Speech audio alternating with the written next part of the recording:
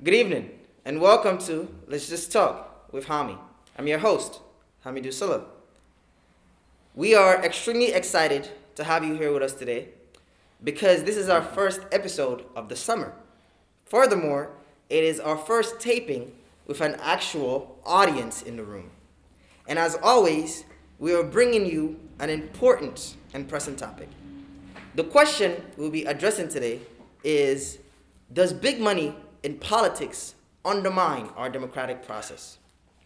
In other words, do we have a problem with the way our democracy functions? To help address this important question, we are joined by two esteemed scholars, Dr. Calvin Fred Exoo from the Political Science Department and Dr. Alan Lockard from the Economics Department. Dr. Lockard here is an adjunct professor of economics at St. Lawrence University.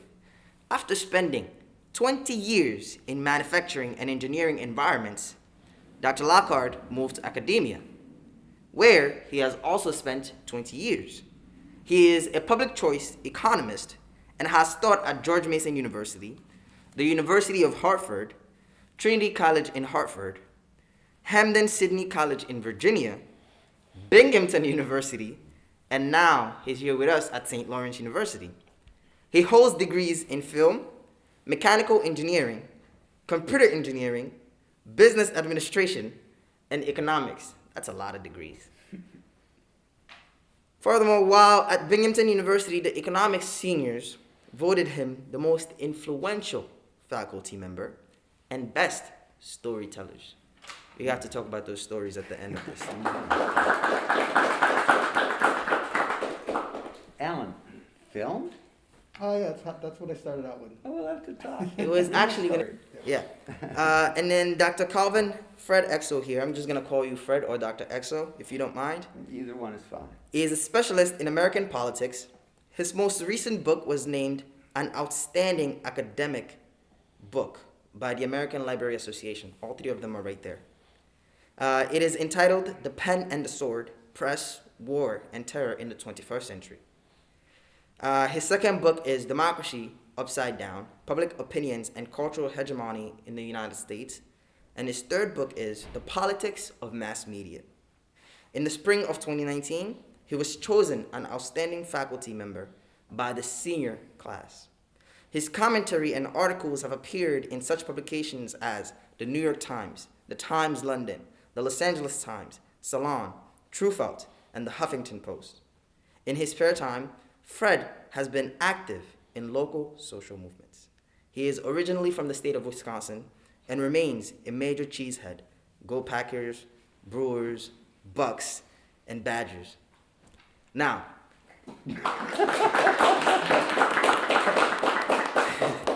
Was that for the cheesehead? Oh. yeah, I think that's just for you personally and all your credentials. Thank you.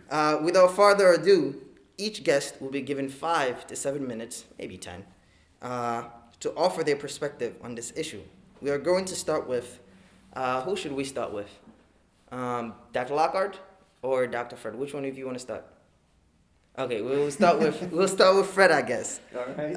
And then move on to Dr. Lockard. Okay. Fred, you have the floor. Okay, thank you, Hammi. You're looking swell, by the way. Why, thank you. I'm going to repeat the compliment I gave you before. I think you look like those guys who sell high-end real estate on TV in New York City and Los Angeles. That's what Hammi looks like. I'm from New York City. Well, there you go. Yeah. Your real estate career is a primrose path. Thank you. Hammi, let's go back to the beginning. Mm-hmm. In the 1970s, a revolution began. It was a deliberately hidden revolution. It was hidden so well that it's unknown, in fact, to most Americans, even though it has profoundly and forever changed America. This ongoing revolution has brought us a Grand Canyon of inequality, and it has brought us Donald Trump, incidentally. To understand what happened, let's go back to the beginning. It's 1971, and U.S. corporations have a problem. The economies of Europe and Asia that had been devastated by World War II were now recovered. and they were knocking on our door with their cars, consumer electronics, appliances, and so on. U.S. corporate profits fell like wet laundry. What was more, U.S. companies were under attack not from abroad, but from home as well. The politics of the 60s had emboldened critiques of corporate power. American business, used to doing well without having to do much work, seemed to have neither the stomach nor the muscle to fight back. Well, Lewis Powell, as I said, a corporate attorney, was angry. He wrote a manifesto that called for a political counterattack, a massive marshaling of businesses' fearsome resources for fighting back. On a campus, in the media, in books, in political advertising, in lobbying, in campaign spending, perhaps above all. Powell's idea, a corporate takeover of politics in order to take a bigger piece of the pie, was just the remedy for business's crisis of profitability. Corporate America was all in. Indeed, raising money to buy a pro-corporate political system, one fundraiser said, was like knocking Coke bottles over with a baseball bat. In particular, a group of individual billionaires, scions of corporate family dynasties, took the lead. Joseph Coors of the beer industry, John Olin in munitions and chemicals, Richard Mellon Scaife of the Carnegie banking fortune, the Smith Richardsons in pharmaceuticals, and the Koch brothers in oil and natural gas, provided the crucial early money and big money, and their funds were then often matched by corporate contributions. The pillars of this corporate offensive soon began flying off the line like cars at a Ford plant. Almost overnight, it seemed, there were conservative think tanks, journals, book publishers, media outlets, political action committees, then super PACs, lobbyists, consultants, and on in a dizzying array of different ways to win political battles. This revolution of the rich has worked. In the last 60 years, American politics has been pushed far to the right, far in a pro-conservative and pro-corporate direction.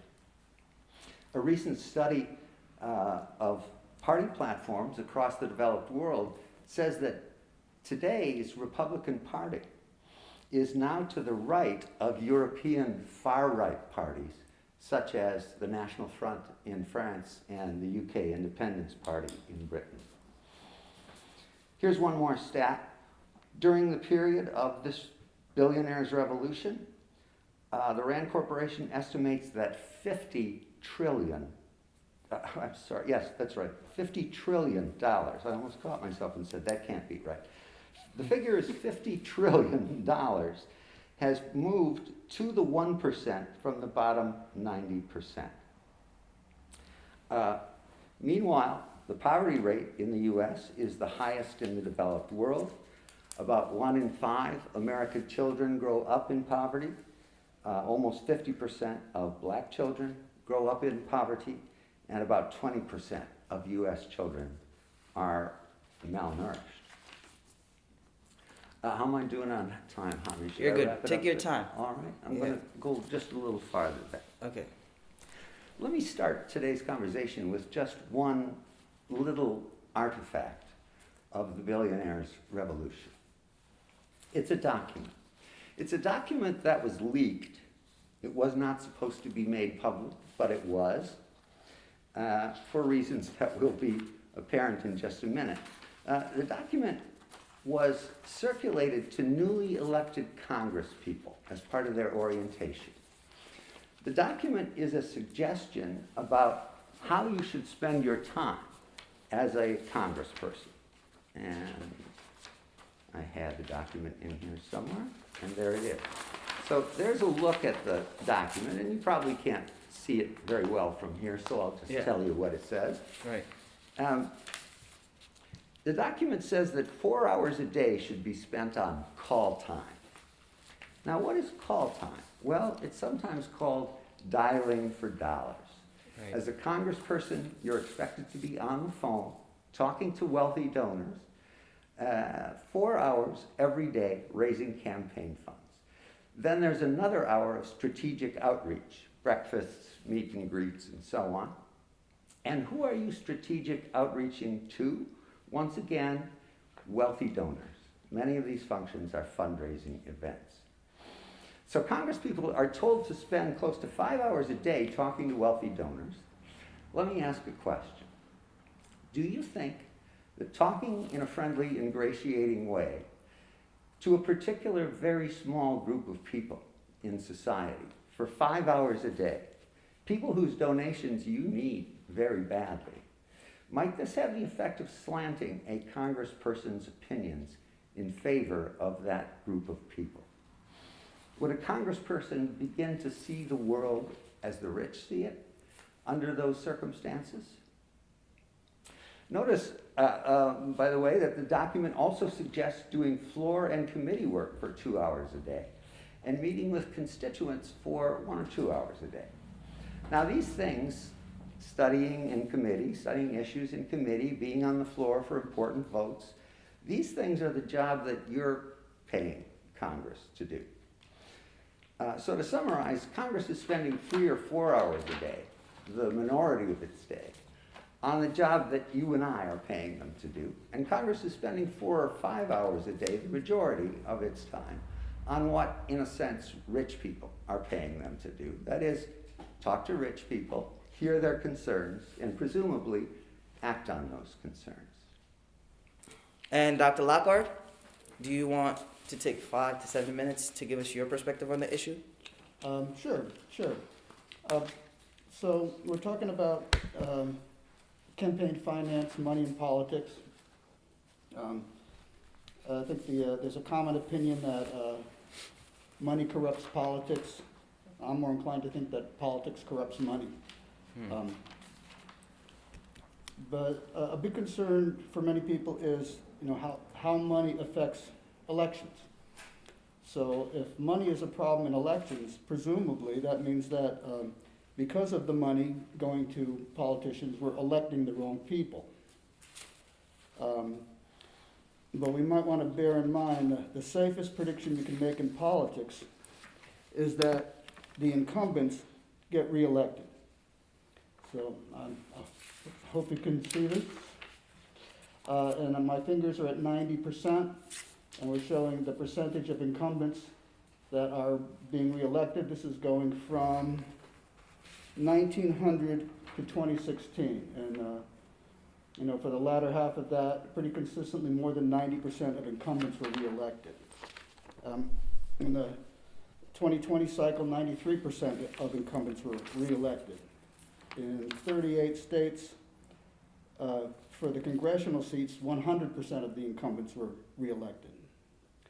So if we're concerned about who's being reelected, who's being elected by, who's being elected and the effect of money on that, we pretty much have to be concerned that we're electing too many incumbents, because otherwise there's not a problem. If you're talking about 5 or 7% of the elections, then I don't see that as a significant problem.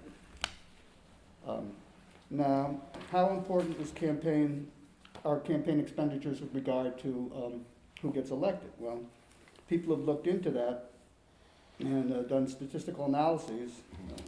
We call that econometrics, and found that there's no apparent relationship between the spending by incumbents and their chances of reelection, which is kind of plausible since they almost always get reelected regardless. There is some small effect on election chances by the challengers. So if the challenger spends more money, they're more likely to win. And since the incumbents almost always win, I think it's hard to make a case that we should restrict the funds that go to challengers, since it's pretty much the only chance they have to break into it. And there's some anecdotal evidence about the effect of money in elections. Michael Bloomberg spent $1 billion with a B dollars in the Democrat primary in the only election he was in American Samoa. In 2016, Ben Carson outspent Donald Trump by just a little bit. Marco Rubio outspent Donald Trump by 46%. Ted Cruz outspent Donald Trump by 66%. And Jeb Bush outspent Donald Trump by 81%. And Jeb Bush can't complain about his name recognition. Both his father and his brother were president of the United States.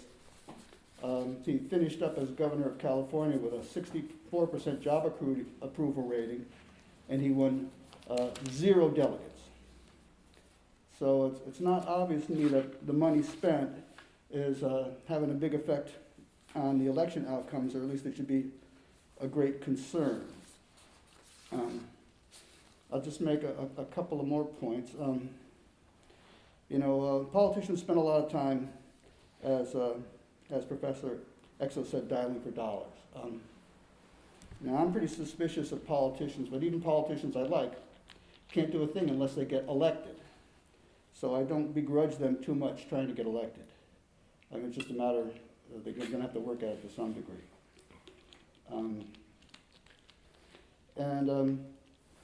Another point I'd like to make is that a democracy is inherently government by interest group. If you have a government that can be petitioned by its citizens, the petitions are going to organize to petition government, and there is no issue which people are more likely to organize around than their livelihood. So if people can petition government, they're going to organize. We call those organizations special interest groups. If you're going to want to not have special interest groups try to influence the government, we would have to find a way to restrict the government's power to affect the interests of the groups.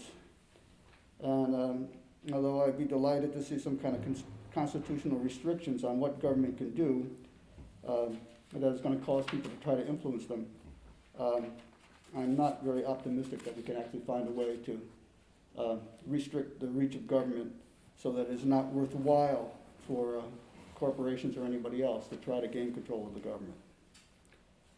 And I think maybe I will pause there. Gotcha. All right, thank you both for offering your quick take on this issue.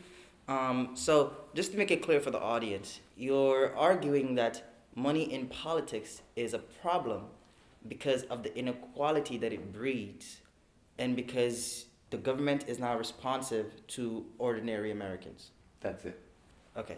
That's a bingo.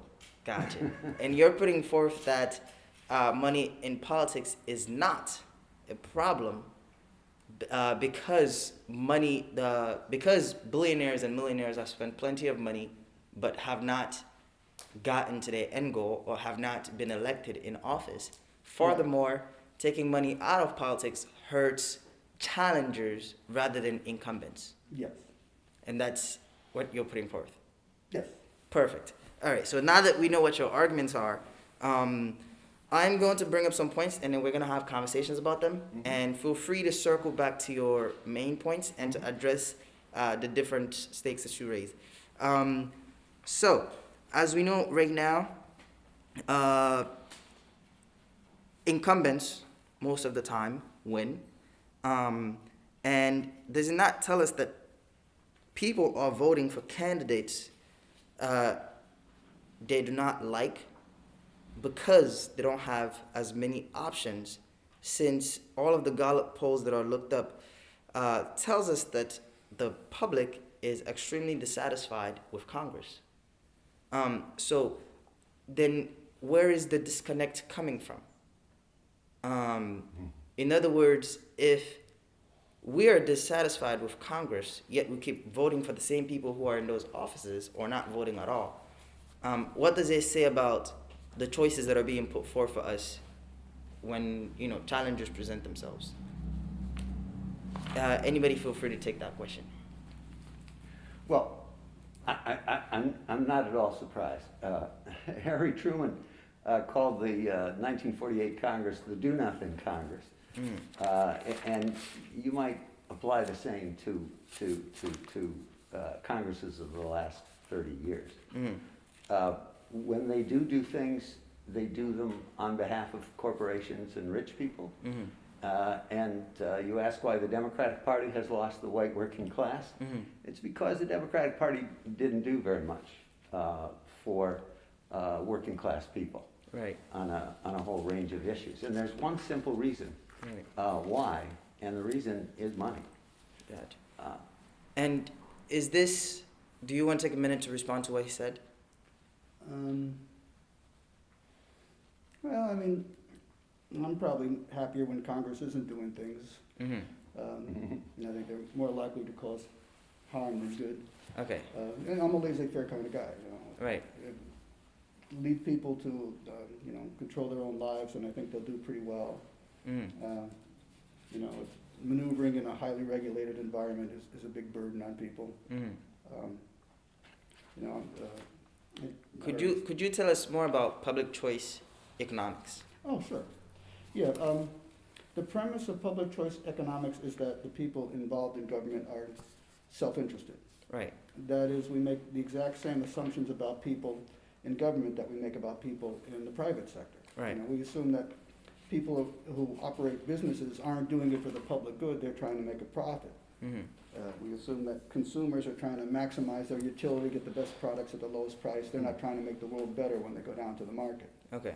And we assume that politicians are not trying to serve the common good, that politicians are trying to get reelected, bureaucrats are trying to have easy lives and get good wages and benefits, Mm-hmm. that voters are going to look out for their own interests as best they can. Mm-hmm. And we're sort of trying to have that vision of it replace a view of government as a benevolent dictator. That is, all you have to do is communicate to the government what is in the best interest of the public, and if it has the power to do so, it will. Mm-hmm. You're going to say that's rather unlikely. That people are people, whether in the government or the private sector, and at least some of the time they're going to be pursuing their own interests. Gotcha. Is this a school of thought that you agree with? Because you have a pretty cynical view of politicians as well. It's interesting, Hammi. I have profound concerns about our present political system, Mm-hmm. but I also think that government's necessary for civilized society to function. Right. Government, when it's active, gives us things like Social Security and Medicare, which are staples of American life now. They're seeing to it that Right. old people don't die in dire poverty, and poor people don't die of preventable diseases and so on. Gotcha. So yeah, I would take a different approach. All right. And then just to move on, a question for you, right? So you argue that big money in politics undermines the democratic process. Well, there are other schools of thoughts out there that argue that big money in politics does not undermine the democratic process because there are countervailing forces to money in politics. The same way that you have the Koch brothers on the Republican side, Yes. you have George Soros on the Democrat side. Yes. And so how do you respond to that charge, that there's money on both sides? I would point out two things, Hammi. Mhm. Number one, the Republican super PACs consistently outspend the Democratic ones, Mhm. often by a ratio of 2 to 1. Right. Yes, there are liberal billionaires who give to Democrats. Right. That's true. Mm-hmm. There just aren't as many of them. Gotcha. An enterprising group of researchers recently has Mhm. finally assembled a reliable size sample of Mhm. very, very rich people, but people in the top 1/10 of 1%, Right. and asked them their political views. Right. Their political views are very, very different from that of the average American. Okay. When you ask, for example, a question like a family should be able to live on what a minimum wage worker Mhm. makes, Mm-hmm. about 80% of Americans agree with that, Mhm. that a job should provide a living wage. Right. Only 35% of the very rich agree with that. Right. So you can see there's a huge Disconnect. disparity there. They're Right. not a representative cross-section of Americans. Gotcha.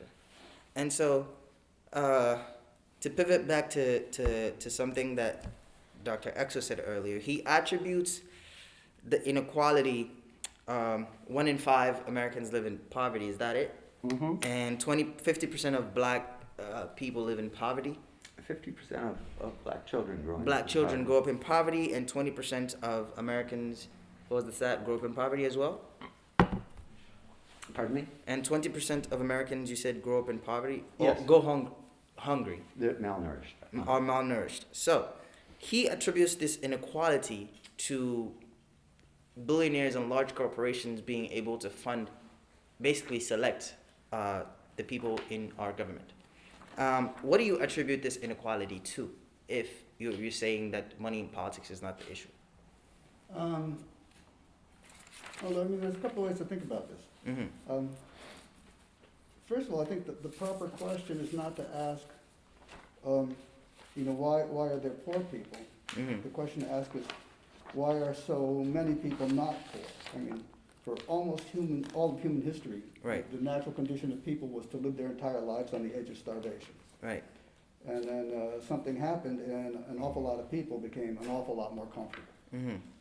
So poverty doesn't have to be explained. That's the natural condition of human beings. Mm-hmm. Prosperity needs to be explained and defended. And an awful lot of that is the direct result of a free society. Mm. Or in other words, a capitalism, which Okay. just means a free society. Okay. We could do better. We have done better. Mm-hmm. Why haven't we eradicated poverty? Well, a lot of it is that, some of the schools are very bad. Mm-hmm. And I hope our students don't take this personally, but the education that students receive today is much worse than the education I got in a typical public school Mm. when I was your age. Mm-hmm.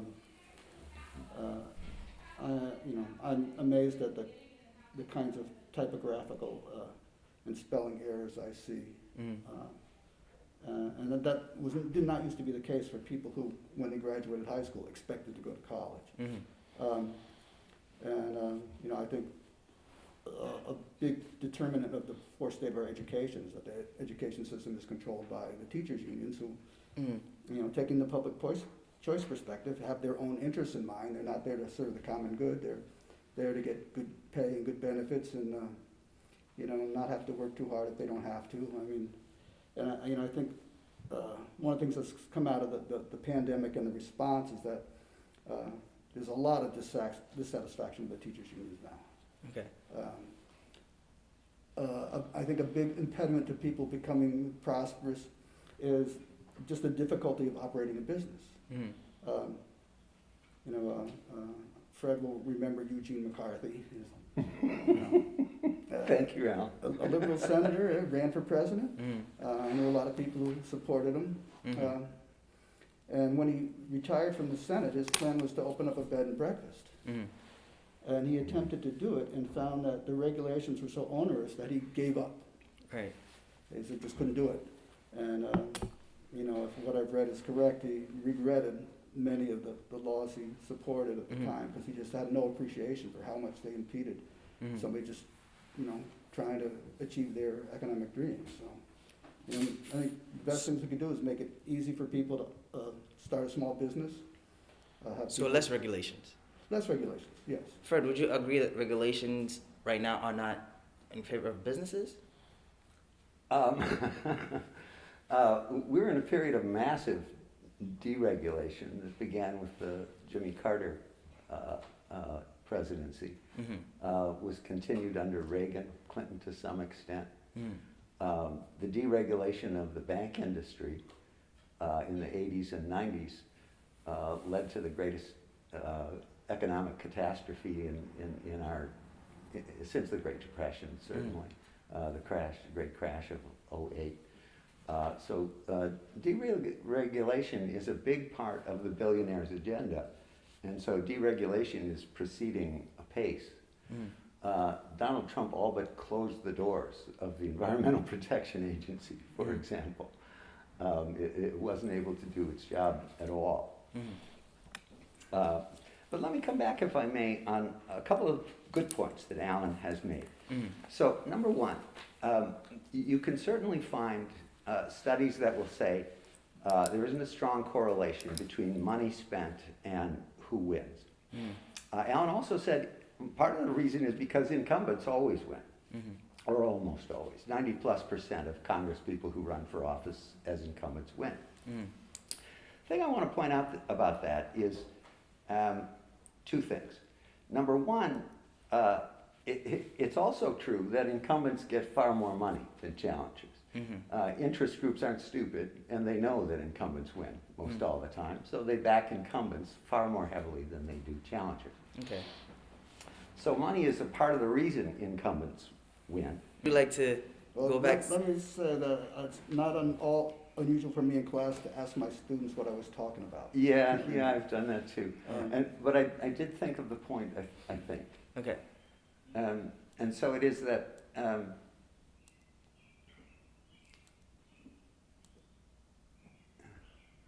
yes, you can win sometimes if you're a challenger. Right. There's one way you can't win, and that is if you have zero money Okay. going up against an incumbent. Right. What Alan's talking about is a kind of saturation point. So if you look at those races where both sides are spending a lot of money, and by the way, the average spending for a congressional seat these days is $1.5 million, Right. and going up rapidly. Right.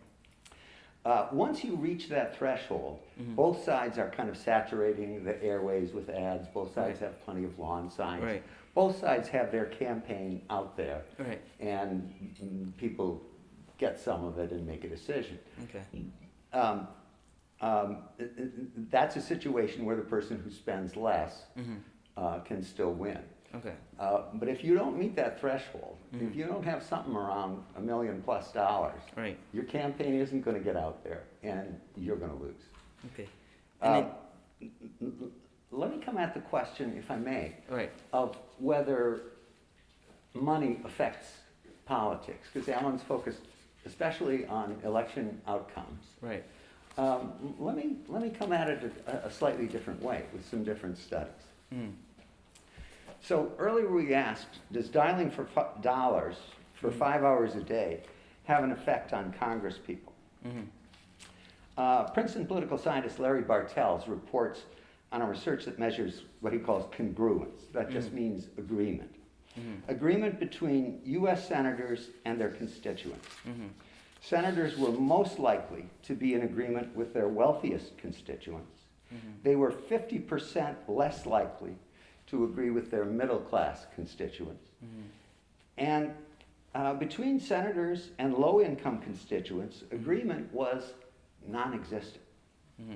By the way, middle-class people vote at the same rate as the rich, Bartels says. They also contact public officials, write letters to the editor, participate generally at the same rate as the rich.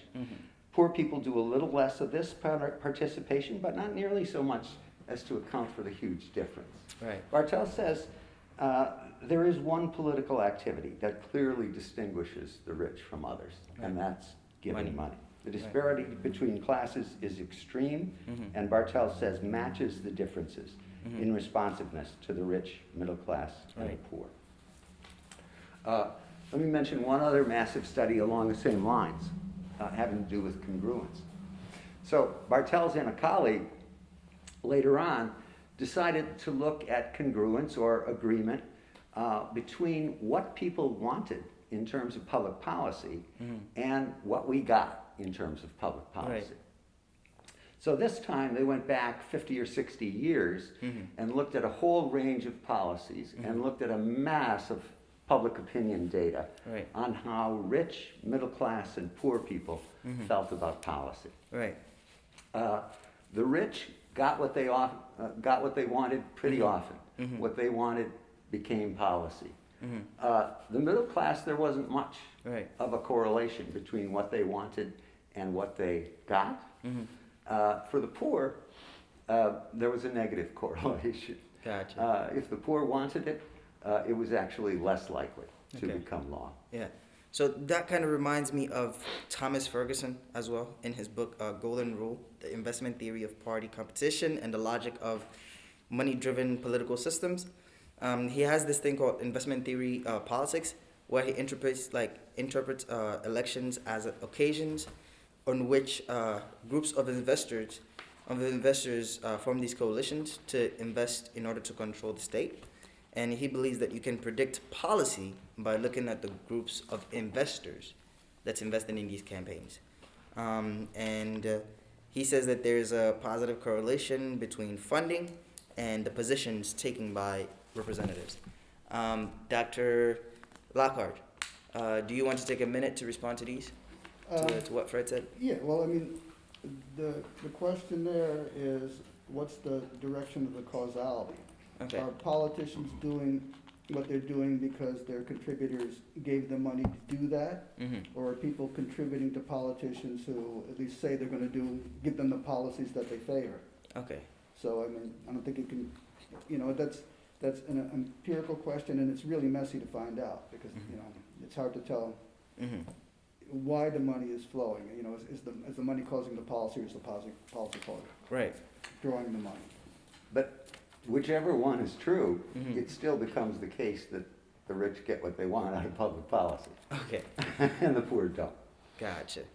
And so a huge issue here is how much money goes into, these elections, right?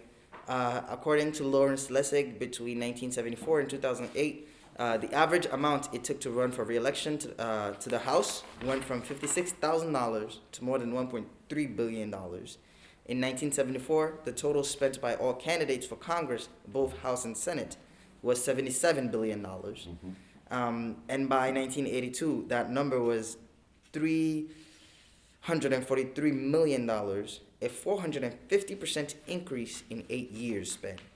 And by 2010, it was $1.8 billion, a 525% increase again. And in his book, Republic Lost, he offers some reasons why this increase happened. And he says that it's because of the machine of politics got more complicated and more expensive, right? Yes. Campaigns depend on posters, consultants, and television commercials, right? Yeah. So politics and campaigns are not expensive by accident. It's because they all were born out of necessity, in other words, right? Yeah. And so how do we reconcile this, right? Because we say that it's problematic. I mean, not we, you argue that money in politics is an issue. But money is necessary to run campaigns these days. So how do you fix that issue then? Yeah. Well, again, the United States finds itself in a unique position, and perhaps not in a good way, Right. in the sense that we don't have public financing of Okay. campaigns. Okay. In Britain, I lived there for a year, you don't see television campaign commercials aired by interest groups or by candidates. Candidates are allotted time for free on the main television channels, Okay. and they make their case to the public that way. Okay. It takes money out of politics. The amount of money that you're allowed to spend on a political campaign in Britain is minuscule. Okay. Wow. And how do you feel about some of the reforms Dr. Exoo just put forth? I want to go back to what you were talking about before in terms of, how much spending on campaigns has gone up. Mm-hmm. And it's certainly true. This is 1980 to 2016, Mm-hmm. and it's topping out here around $5 billion in 2016, which is a little while ago here. Mm-hmm. So that looks like a pretty dramatic increase. Mm-hmm. But here's total private sector advertising. It's gone up very similarly. Mm-hmm. So I don't know if you can see these at the same time, but that's up to $5 billion in 2016. This is up to $400 billion in 2016. Right. So people spend more on advertising. Right. It's not restricted to campaign ads. And if you compare the amount of spend, by the way, this stuff, I shouldn't be plagiarizing this. These slides I have are from a presentation from Edward Lopez, who came and spoke here a few years ago. Mm-hmm.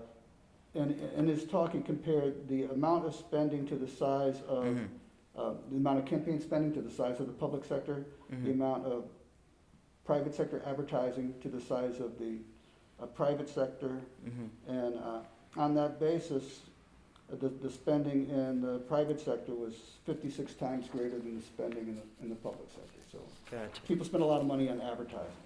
It's not that so much that they spend money on campaigns. Right, but the advertising is for the campaigns. Yeah. Gotcha. It's an interesting thing, though, historically. What happened to us, I'll give you an interesting factoid.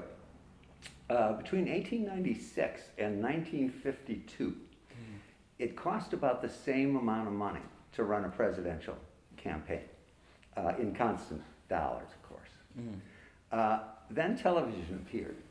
And as you said, some of the more sophisticated arts of electioneering, consulting, polling, focus groups, on and on.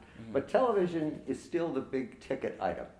And once television came on the scene, politicians needed a lot more money to campaign effectively. Right. Coincidentally, that moment came at exactly the moment the billionaires' revolution had begun.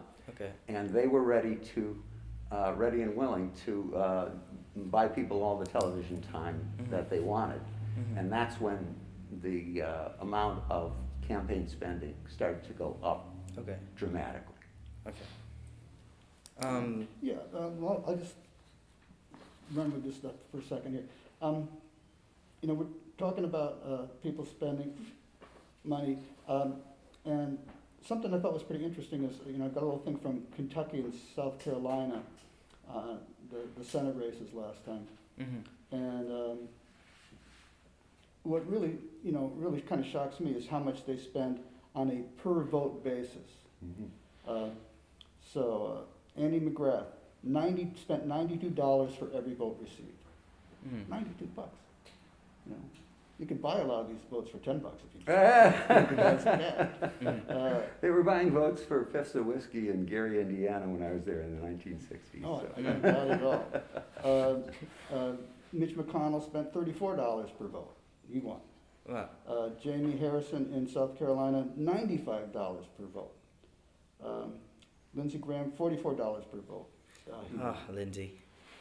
So,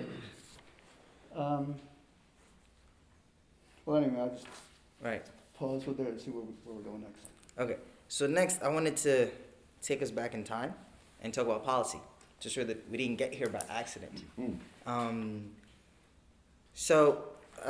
These stuff are also from Lessig's book. So in 1974, the Federal Election Campaign Act was passed, which required full reporting of and strict limits on all contributions and expenditures in federal elections, aka hard money. And in 1979, Congress liberalized the Federal Election Campaign Act to allow unrestricted contributions and spending for state and local party building purposes and activities. Soft money. So soft money cannot be used by political parties to support federal candidates, but it can be used for party building activities such as TV ads and asking voters to support particular candidates per se, or parties.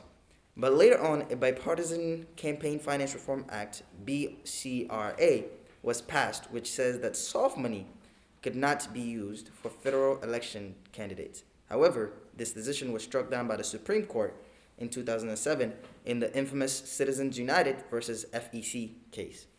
And this stated that Congress cannot restrict political speech based on a speaker's corporate identity. And this gave personhood status to corporations. This meant that super PACs could now raise unlimited sums of money from corporations, unions, associations, individuals, and those willing to pay. Or as Lessig puts it, pay to play. But I want to go back to you. Do you agree with Congress's, do you agree with, not even Congress, in this case the Supreme Court, of course it was a 5-4 decision, so it was like friction in the court. But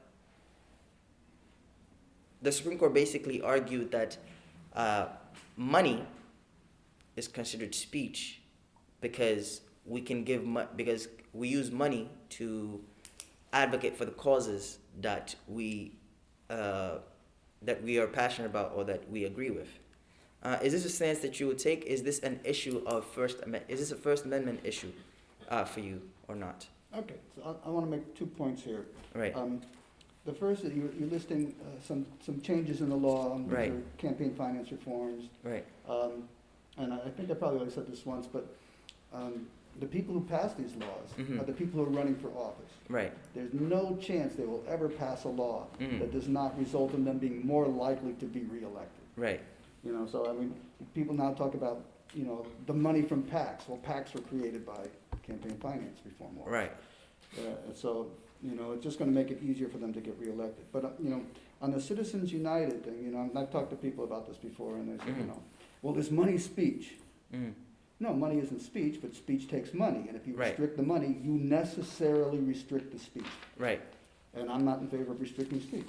Okay. And, you know, something else before I forget about it, you know, Fred here, you know, he's concerned about the billionaires' influence on politics. Mm-hmm.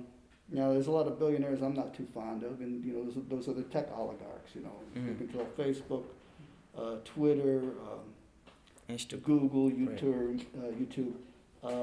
I would much rather have them giving cash than controlling the social media, determining the outcome of searches, suppressing information. Mm-hmm. You know, they're basically making, you know, in-kind contributions, which, Right. you know, are probably worth more than the entire amount spent on the campaign by everybody. Mm-hmm. You know, I'm in favor of free speech. I think people should be able to spend money for speech. Mm-hmm. You know, maybe I shouldn't branch off. I'm pretty concerned about the freedom of the press right now. Okay. But that's probably a separate topic. Right. We could spend the whole, you know, class time talking about freedom of press. We should probably plan another topic, another segment around free press and, you know, the state of journalism. But Dr. Exoo, you want to take a minute to respond to that? I would, thank you. Let me first ask, so Alan says that spending is speaking. The billionaire who gives money to a super PAC does not write the TV ad that gets made with his money.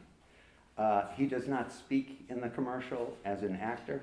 Mm-hmm. None of the aspects of what we call speech are there. The billionaire writes a check. What the founders whether they would have thought of that as speech, I'm not sure. Now, Alan does not like restrictions on freedom of speech, and neither do I. Freedom of speech is a precious commodity, and we have to be very, very careful with it. But let's also notice this, folks. We have a ton of restrictions on freedom of speech already. In all of these, let me just mention some. So, libel is restricted, slander, pornography, sedition, food labeling, advertising, perjury, trade secrets, fighting words. This list could go on and on and on. Courts have ruled, even under the First Amendment, that there are certain things where speech causes harm to society, and it can be limited. My question would be, when the harm caused is to democracy itself, Mm-hmm. is that not a time to limit the spending that is called speaking? Right. Wow. Okay. Any response, or should we move on to the next topic? Well, I'd just say, you know, we want to be able to, you know, are we going to agree on what causes harm to democracy? Mm-hmm. You know, if it's that my political opponents are getting their message out, and some people generally regard that as a threat to democracy, you know, because the other guys are bad for democracy, obviously, you know. It's not so obvious to me what's bad for democracy. Okay. And, you know, I'm not so sure that the fact that the donor doesn't get to write the ads is, you know, that should limit the donor's influence on the outcome rather than enhance it. Right? They're giving it to the politician. They hope the politician's going to do what he wants. Maybe we'll, maybe we don't. And you know, I think it's kind of a strange thing that I'm pretty sure there's limits on how much people can spend now, unless you're spending it on your own campaign. And I don't know if Mike Bloomberg could spend $1 billion. I don't think he could contribute $1 billion to somebody else's campaign. Well, But I don't know if that makes the current situation bad or good, but it's strange. let's be clear that current law under Citizens United and the even more important, I think, SpeechNow.org case, have made unlimited spending the rule of the day. Not only can you unlimited spend on your own campaign, you can unlimited spend on an independent-only PAC. Right. So if there's a political action committee that makes its own commercials separate from the candidate's campaign, and you want to know what limit you have to abide by to give to that organization, all you have to do is look up. The sky is the limit. Right. Wow. Well, let me just say then that if it were the case that whoever spent the most wins, that would be a real problem.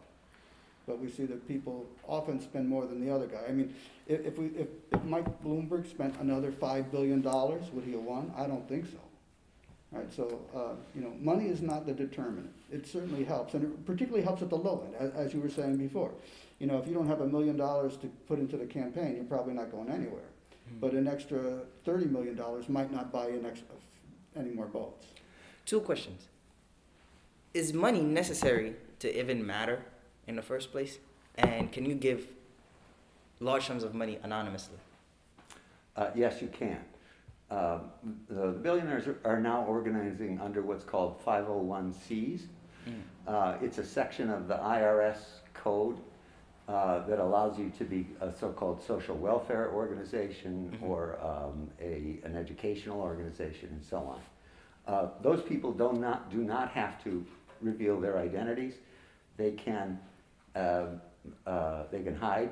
Their money is called dark money, and about 40–50% of all super PAC money nowadays is dark. We don't know where it's coming from.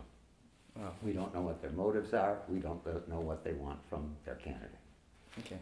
Yeah. I mean, By the way, I'm so sorry, Alan, but I just want to quickly add, William Kennedy wrote an incredibly naive decision in Citizens United. One of the things he said was, well, this will all be solved, that the solvent for this problem of money in politics will be transparency. People will know who's giving money, and they'll make an assessment of that, whether they like that or not. But under the 501Cs, people don't know. Okay. They're also organizing as business leagues and chambers of commerce, where again, you can hide. Okay. And then Dr. Lockard? Yeah, well, transparency is pretty interesting because it's a double-edged sword. I mean, on the one hand, you can see why it might be a very good thing to see who's donating to whom and who they might be beholden to. But on the other hand, particularly, in the environment we live in now, where donators to causes, come up against cancel culture. Somebody gives $10 to a referendum that somebody else doesn't like, and they show up at his house, they get fired. There, in the past, there have been cases where they held that contributors did not have to reveal their names because they're afraid of retribution, and I think the fear of retribution is very real now. And I wish we lived in a world where we could just be transparent about it, and you wouldn't have to worry about people showing up at your house at 3 o'clock in the morning with bullhorns and threatening your children. But that's not where we're at. Okay, so for Fred, this issue is about money. The lack of restriction on the amount that billionaires and millionaires can give to these campaigns in order to control political outcomes. But for Fred, that's not the issue at all. The issue is not money. Wish to now ask Dr. Lockard, what's the issue for you? Well, I mean, we were talking off camera, and Fred guessed what I would say. It's all about liberty. We want a free society. And we should be real cautious about anything we do to restrict people's actions, including how much they can spend on politics. And I'm not saying that we should automatically. I'm not an anarchist, although I have respect for anarchists. But we need government. We need someone to protect our rights, protect our property. Give us institutions to settle disputes. But we should be cautious about restricting how people try to influence each other, how we go about our business. And I'll just shoot in something here about regulation. Fred was saying the billionaires don't want to be regulated. Well, I'm not so sure about that because large corporations can easily pay the cost of regulation. Small businesses can't. And there's an economist, George Stigler, who has a theory of regulatory capture, and that regulation is not imposed on businesses, it is acquired by businesses to protect them from their competitors. So anyway, yeah, for me it's liberty. Fred, do you want to respond to this? Let me tell you a story. In 2008, Barack Obama is elected president. In every stump speech he gives, Barack Obama inveighs against a Medicare bill that had recently been passed. And the reason he doesn't like it is because the Medicare bill specifically says the government is not allowed to bargain for prices with the pharmaceutical companies. In other words, the government is required to pay whatever the pharmaceutical companies say. Now, as I say, Obama inveighs against that. He's mad at it. Again, in every stump speech, he puts it into a television commercial that is aired frequently. Once Barack Obama gets into office, who is this man going to see Barack Obama about the Affordable Care Act? In the Affordable Care Act, the government is again about to become one of the world's biggest purchasers of pharmaceutical products. That gives the government lots of bargaining power with pharmaceutical companies to reduce the price.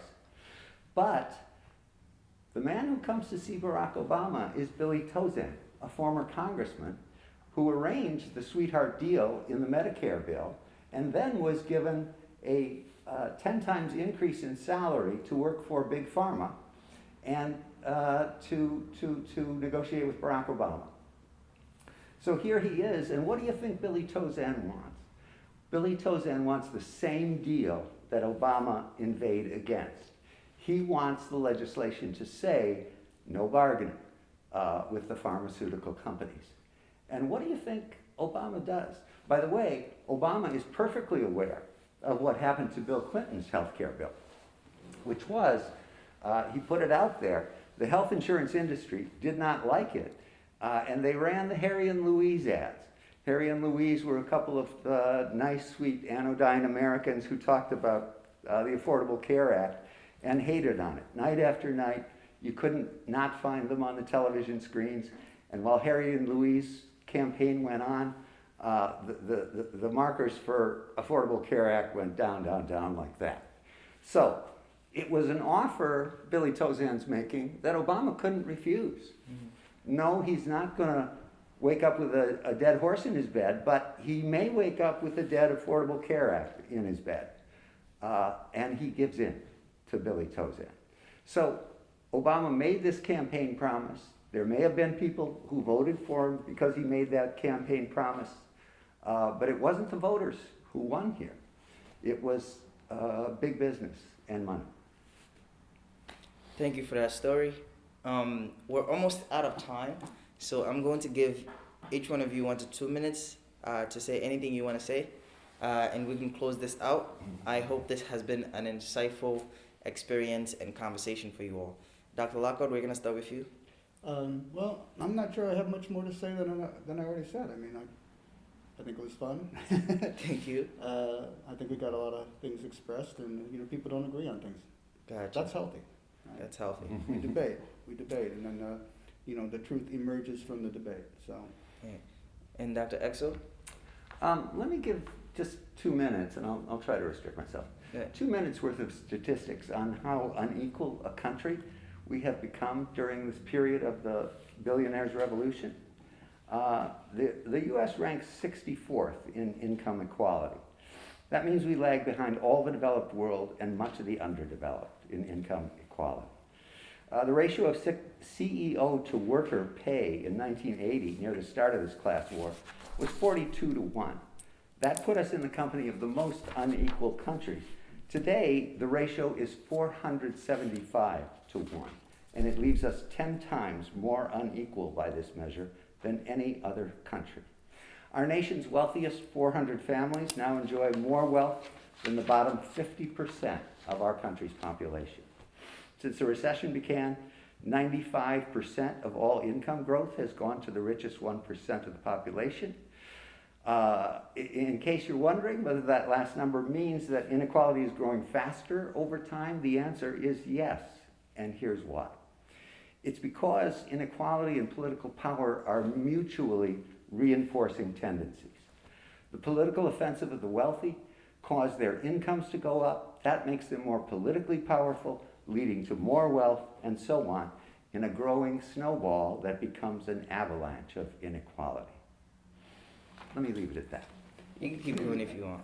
Let me sort of regain my time, because I want to make a counterpoint here. It's very simple. It's like Congress. Yeah. Let me say that income inequality does not concern me, and I'll tell you why. Because part of that is just because we have some people who are really, really rich. Right? That's a good thing. It doesn't bother me that Jeff Bezos and who's Elon Musk, did he pass him by? It doesn't bother me that people have created billions of dollars. And by the way, they created it. It did not exist. They brought it into existence and retained some of it. Now, it'd be great if everybody else got up with them, but I mean, you're going to have some people who are going to be poor. I mean, there's some people who are severely disabled, they have severe mental problems, they're drug addicts, and those people are never going to become wealthy until they, unless they have problems they can overcome. So income inequality itself is not a problem to me at all. Poverty is a problem.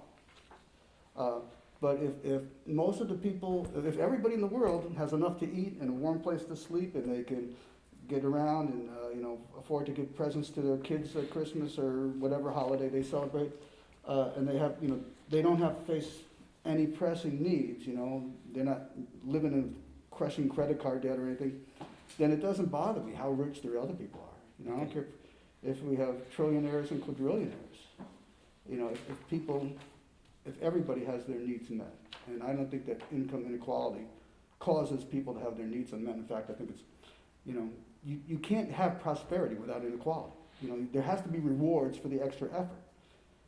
So anyway, I'm rambling as I sometimes do, but. Thank you for that. I think those are great points. I know we still have some time, so if any of you have any pressing things you want to say, you can say it, or we can end here. Let me come back on the issue of inequality and whether it's a problem or not, just for a second. So here are the problems that I see with inequality. Inequality hurts a society's health. British epidemiologist Richard Wilkinson studied why some societies are healthier than others. And he found that what the healthiest societies have in common is not what they have. They don't have more income, education, or wealth. But what they have is more equitably shared. In fact, it turned out that not only disease, but a whole host of social problems, ranging from mental illness to drug use, are worse in unequal society. Wilkinson details the pernicious effects that inequality has: eroding trust, increasing anxiety, encouraging excessive consumption, lowering life expectancy, increasing mental illness, and on and on. The second problem with inequality is that it's bad for the economy. The distinguished economist and Nobel Prize winner Joseph Stiglitz has made this argument in his book, The Price of Inequality. Much of Stiglitz's book is devoted to demonstrating that excessive inequality amounts to sand in the gears of capitalism, creating volatility, fueling crises, undermining productivity, retarding growth. Just as discrimination results in the failure of a nation to make the best use of all its citizens, inequality, when it leads to inadequate schooling, housing, and neighborhood conditions for large numbers of people, acts in a similarly destructive fashion. Stiglitz summarizes by saying inequality leads to lower growth and less efficiency. Lack of opportunity means that its most valuable asset, its people, is not fully being used. And then finally, inequality kills the American dream. There's an article out there, it's kind of well known, and it's entitled, "The American Dream is Alive and Well in Finland." And it turns out that among developed countries, the U.S. ranks rather low in intergenerational mobility. Contrary to popular opinion, Americans enjoy less upward mobility than citizens of German workers, have 1.5 times the mobility. Canada, 2.5 times. Denmark is 3 times more mobile. Norway, Finland, Sweden, and France, even France, are all more mobile societies than the United States. Of the countries included in the studies, the United States, once the home of the American dream, ranked near the bottom in upward mobility. I'll leave it at that. All right, thank you for that, and thank you guys. This is the end of our episode. I hope you took something away from it. To the audience, thank you guys for coming. I truly appreciate you guys taking your time to be here, and we look forward to seeing you for our next episode. Thank you guys. Thank you.